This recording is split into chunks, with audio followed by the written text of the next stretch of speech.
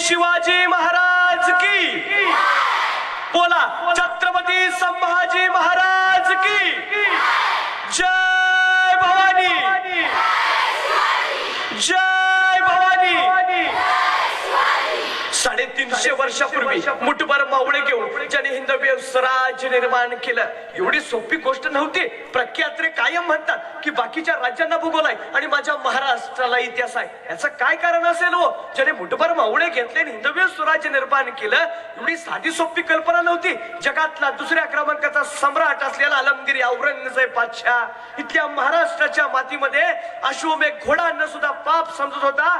त्याच महाराष्ट्राच्या भूमीमध्ये 200-300 मावळे गोळा करून सह्याद्रीच्या दऱ्याखोऱ्यामध्ये हिंदवी स्वराज्य निर्माण करणाऱ्या महाराष्ट्राच्या आराध्य दैवताचं नाव म्हणजे छत्रपती शिवाजी महाराज। इतकी भूमिका आमच्या छत्रपती शिवाजी महाराजांची होती। दिदीनो, आज तुम्ही हे सगळं काही इतिहास ज्योतिरात बघत असताना छत्रपती शिवाजी महाराज समजून घ्या। आज आम्ही बघतो आपल्या घरामध्ये एखाद्याचं निधन झालं किंवा एखाद्या शेजाऱ्याचं निधन झालं किंवा आपल्या भावकीत कोणी वारलं तर त्याची 3 वर्षापेक्षा जास्त खऱ्या अर्थाने श्राद्ध घातलं जात नाही, जयंती साजरी केली जात नाही। पण काय धाडस असेल, काय तो पराक्रम असेल, काय ती युक्तिवाद असेल, काय ते खऱ्या अर्थाने छत्रपती शिवाजी महाराज असतील जे 395 वर्ष पूर्ण झाली तरी सुद्धा आज आपण त्यांच्या नावाचा जयघोष करतो। काय कारण असेल हो?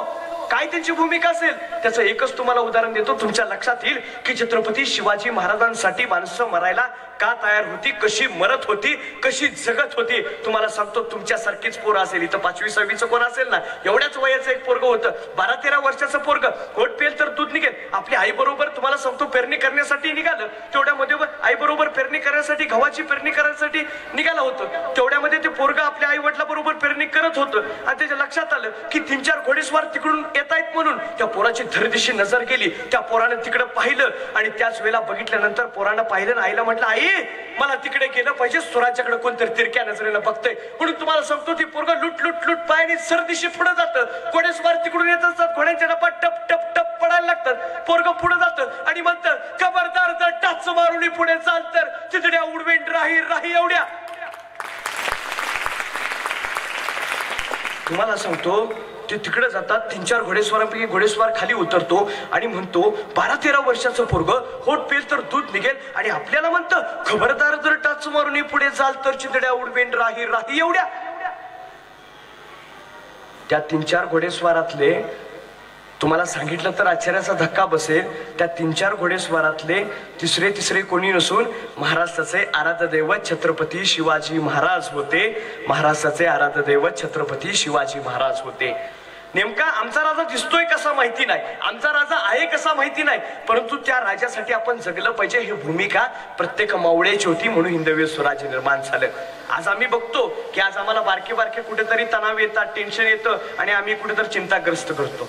तुमच्या बाबतीत ते घडलं नसेल, पण मी अनेक मुलींची अवस्था बघितली, अनेक तरुणांची अवस्था बघितली सर, की इतकी भयंकर वाईट आहे की 10वी टक्केवारी कमी पडली म्हणून गळपास लावून आत्महत्या केली, एखाद्याने औषध पिऊन आत्महत्या केली। पण ज्या छत्रपती शिवाजी महाराजांच्या समोर एवढं मोठं बलाढ्य स्वराज्याचं संकट असताना सुद्धा त्या शिवाजी महाराजांनी काय करायला पाहिजे होतं, त्या राजमाता जिजामातांनी काय करायला पाहिजे होतं, ज्यांची काल जयंती झाली त्या जिजामातेंचा तुम्हाला प्रसंग सांगतो। त्या मगाशी दिदीनं अगदी एक योग्य सांगितलं की छत्रपती शिवाजी महाराज जन्माला यावेत, पण दुसऱ्याच्या घरात। मी म्हणतो ठीक आहे बाबा, दुसऱ्याच्या घरात जन्माला यावेत, पण कदाचित कमीत कमी जिजामातेंचा विचार तरी आपल्या घरात जन्माला येऊ दे, जेणेकरून आपण शिवाजी महाराजांचा जन्म नंतर तरी होईल विचारांचा, ही भूमिका आपली असली पाहिजे। कारण का तर त्यांनी जिजामातेंनी संस्कार घडवले शुभांच्या वरती, म्हणून छत्रपती शिवाजी महाराज घडले। बाळांनो लक्षात ठेवा, परवाच सर मी एका पेपरमध्ये बातमी वाचली आणि मला वाटायला लागलं की शिवाजी महाराजांचा इतिहास सांगणं किती गरजेचं आहे किंवा प्रबोधन होणं किती गरजेचं आहे। मॅडम ती बातमी अशी होती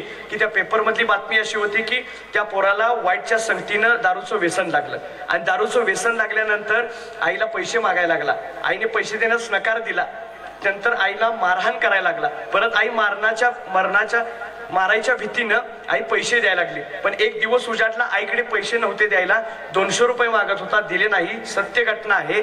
तर त्या पोरानं आपल्या आईला ठार मारून टाकलं आणि नुसतं ठार मारलं नाही तर आईचे बारीक तुकडे केले आणि त्याच्यापेक्षाही वाईट महत्वाचं म्हणजे आईचं काळीज काढलं आणि भाजून त्यानं खाल्लं।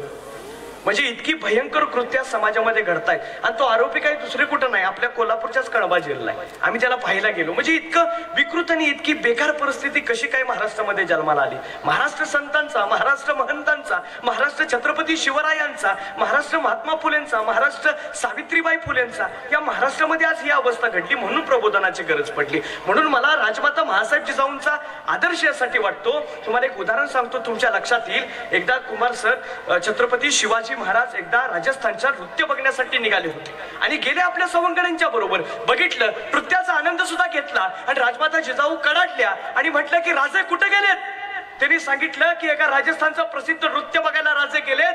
तुम्हाला सांगतो, बेचैन झाल्या राजमाता महासाहेब जिजाऊ. त्यांनी त्यानंतर ते डोळे पाहिले, तेवढ्यामध्ये राजे काही क्षणानंतर निघून आले आणि विचारलं, राजे कुठे गेला होतात तुम्ही. शुभांच्या अंगाचा थरकाप झाला आणि शुभांना माहिती, शुभांच्या लक्षात आलं की आपण जिजामातांना विचारून जायला पाहिजे होतं. त्यावेळेस शिरकाप झाल्यानंतर त्याचा थरकाप होत होता. मग त्यावेळेला म्हटले, आम्ही राजस्थानचा आम्ही नृत्य बघायला गेलो होतो महिलेचं. त्यावेळेस जिजामाता कडाडल्या आणि म्हटले, राजे तुम्हाला बाया वाचवणारा राजा व्हायचं नाही तर बाई वाचवणारा राजा व्हायचंय, लक्षात ठेवा. ही भूमिका तुम्हाला जपायची. म्हणजे इतका लहानपणी संस्कार त्यांनी त्यांच्यावरती घडवला.